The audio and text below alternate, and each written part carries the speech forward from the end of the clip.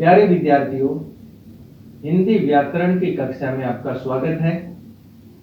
आज जो हमारा टॉपिक है उसका नाम है वचन। आज हम वचन पढ़ने जा रहे हैं। तो मैं आपको वचन की परिभाषा बताने वाला हूं, तो ध्यान से सुनना। व्याकरण में वचन का अर्थ होता है संख्या, यानी व्याकरण में वचन का अर्थ संख्या से लिया गया।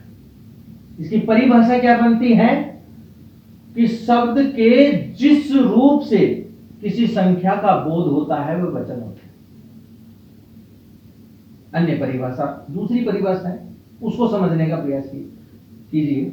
संज्ञा एवं सर्वनाम के ऐसे शब्द जिनसे एक या एक से अधिक होने का पता चले उन्हें ही वचन कहते हैं। एक या एक से अधिक होने का पता चले जिन संज्ञा या सर्वनाम शब्दों से उन्हें ही वचन कहते हैं। तो ये दो तीन तरह की मैंने परिभाषा बताई, इसको स्पष्ट करने की कोशिश करना। और मैं जो परिभाषाएं बता रहा हूं आप लोगों को, वो बोर्ड पे भी आ रहा है, तो उसको देखना ध्यान से। अब हम जानेंगे वचन के भेद। हिंदी में वचन दो होते हैं, एक वचन और बहुवचन। अब हम एक वचन के बारे में जानेंगे कि एक वचन का मतलब होता है कि वह विकारी शब्द जिसके रूप से किसी एक संख्या का बोध होता है उसे एक वचन कहते हैं। या संज्ञा या सर्वनाम का वह शब्द जिससे किसी के एक संख्या का बोध होता है, या उनकी एक संख्या का बोध होता है, या उनके रूप में एक ही का बोध होता है। यानी हमें लगता है कि ये एक ही है, चाहे वो संज्ञा नाम हो या कोई सर्वनाम हो, एक ही है, तो वहां एक वचन होता है। जैसे उदाहरण के रूप में बताओ, जैसे लड़का संज्ञा है, लड़का बोलने से पता चलता है कि एक ही है, एक वचन। भरत ये भी नाम है और इसलिए व्यक्तिवाचक संज्ञा है, इससे पता चलता है एक ही है। मेरा एक। शेर, सोना, चांदी, लोहा, पानी, दूध, जनता, आग, आकाश, सत्य, झूठ, घी, मिष्टान, प्रेम, अनेक नाम होते हैं जिनसे ये पता चलता है एक ही है। क्या है? एक ही है, एक ही संख्या का बोध होता है, उसे एक वचन कहते हैं।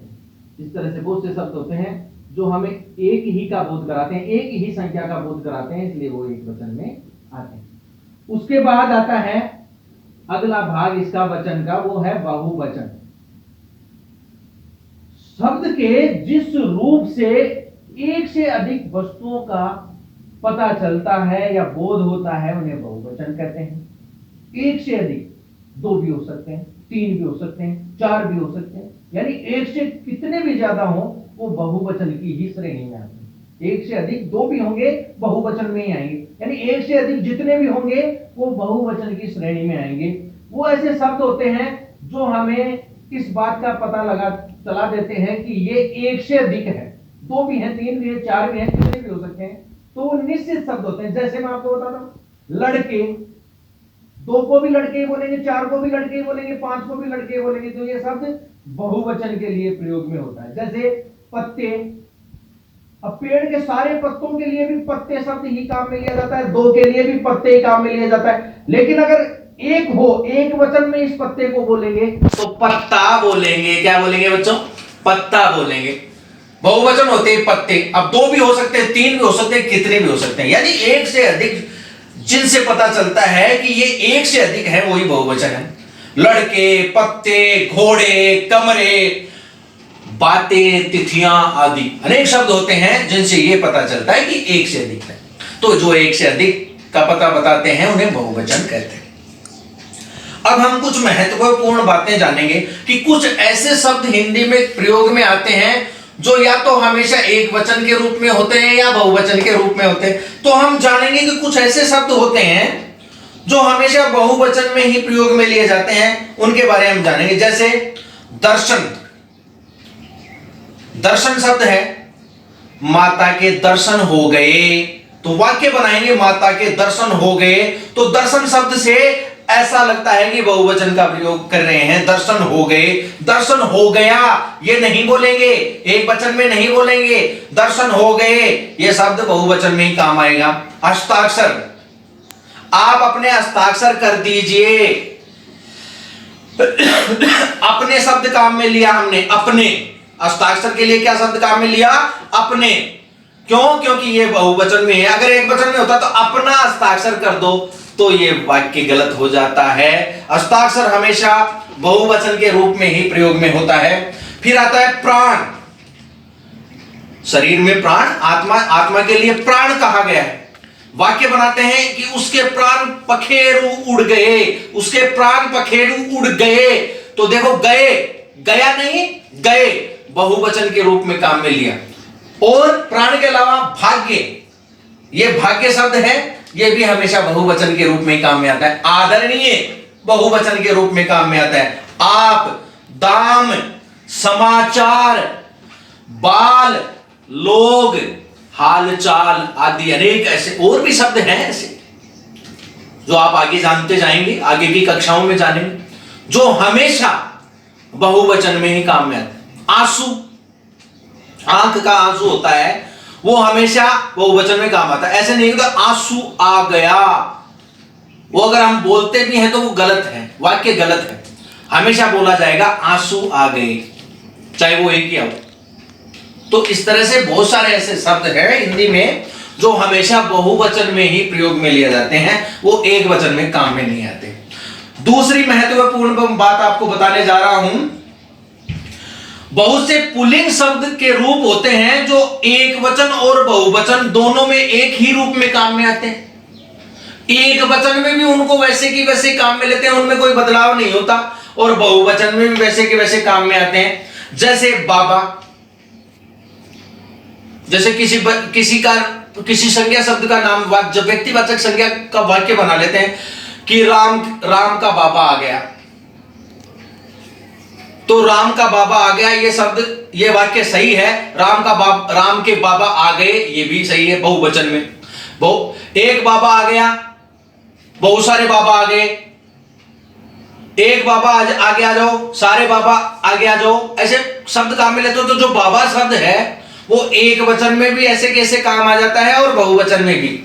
दूसरा शब्द है चाचा, चाचा के लिए भी कभी बहुवचन नहीं बनता कि चाचाओं ऐसे कर दे तो बहुवचन हो जाएगा, ऐसे बहुवचन नहीं होगा। चाचा एक वचन में भी चाचा के रूप में काम में आएगा, और बहुवचन का वाक्य बनाते समय भी चाचा चाचा ही रहेगा। इस तरह से मामा, राजा, सूर्य, बंदर। देखो, हम एक बंदर हमारी छत पे आ गया मान लो, तो हम क्या कहेंगे? बंदर आ गया। और एक से ज्यादा जाएंगे तो क्या कहेंगे? बंदर आ गए। तो बंदर तो ऐसे कैसे रहेगा ना, एक वचन में और बहुवचन में। वाक्य बनाएंगे बंदर आ गया, बंदर आ गए, तो एक वचन और बहुवचन में एक जैसा ही रूप होता है। ऐसे शब्द होते हैं जिनका बहुवचन में भी वही रूप होता है, एक वचन में भी वही रूप होता है। अब हम जानेंगे कि आदर सूचक जितने भी शब्द होते हैं, हम अपने से बड़ों के लिए, आदर करने वाले बड़ों के लिए जितने भी हम शब्द काम में लेते हैं, जैसे आप, अपने, आपके, ऐसे बहुत सारे आदर सूचक शब्द काम में आते हैं जो हम अपने से बड़ों के लिए काम में लेते हैं। तो उन आदर सूचक शब्दों का वाक्य जब हम बनाते हैं, चाहे एक आदमी के लिए बनाए, लेकिन वो हमेशा बहुवचन ही प्रतीत करता है या प्रकट करता है, उससे बहुवचन ही प्रकट होता है। जैसे आपके दर्शन हुए, आपके दर्शन हुए, तो आप शब्द आया तो वो आदर सूचक है।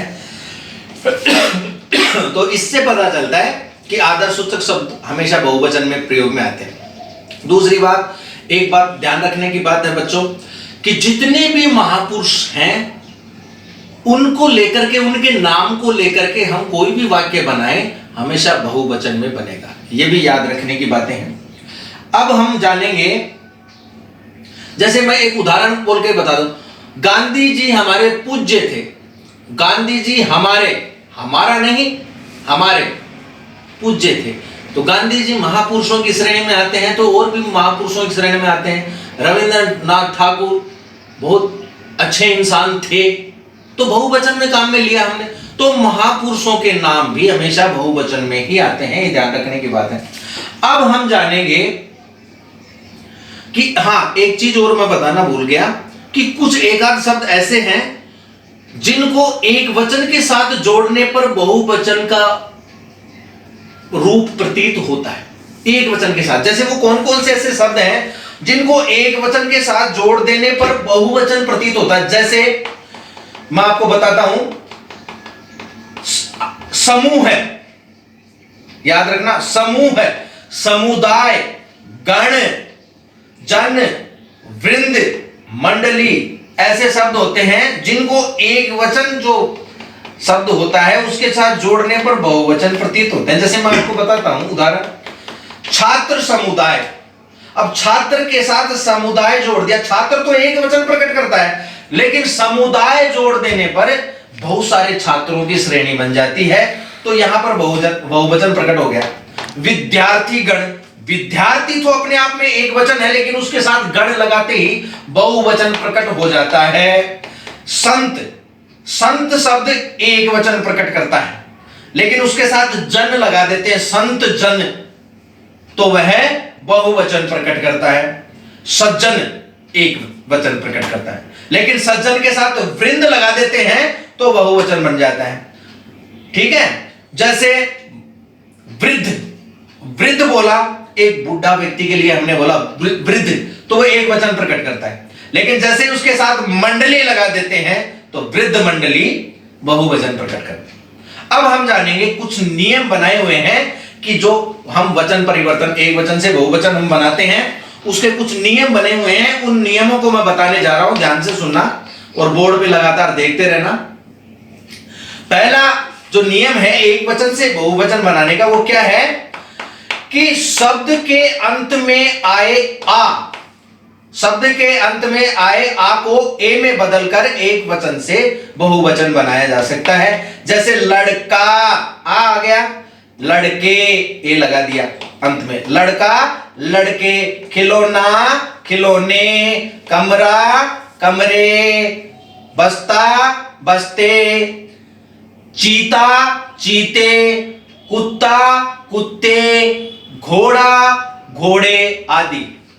तो ये पहला नियम है एक वचन से बहुवचन बनाने का, कि शब्द के अंत में आ आने पर उसको ए में बदल करके हम एक वचन से बहुवचन बना लेते हैं।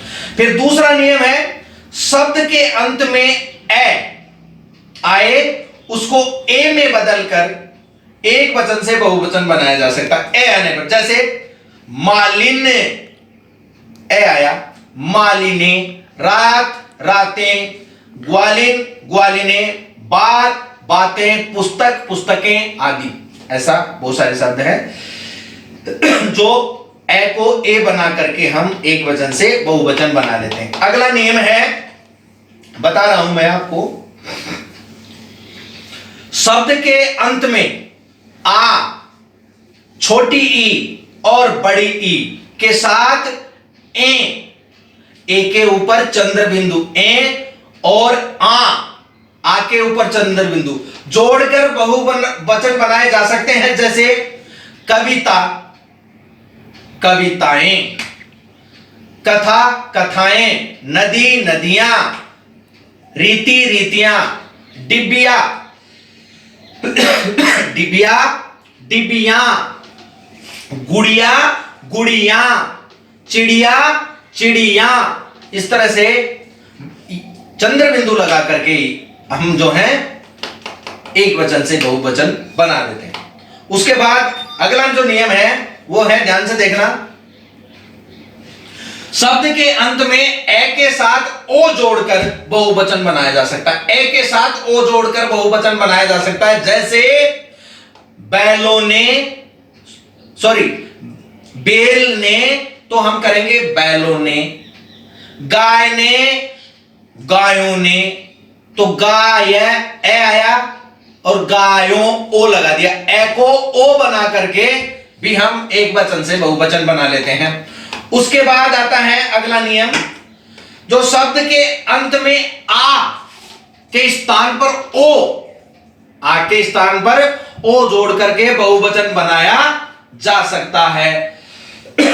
जैसे बछिया, बछिया आ गया, बछियों ओ आ गया, ओ लगा दिया, ओ लगा देते हैं। और घड़ा घड़ों, इस तरह से आ को ओ लगा करके हम एक वचन से बहुवचन बना देते हैं। अंतिम नियम है एक वचन से बहुवचन बनाने का, वो ध्यान से सुनिएगा। पुल्लिंग या स्त्रीलिंग शब्द के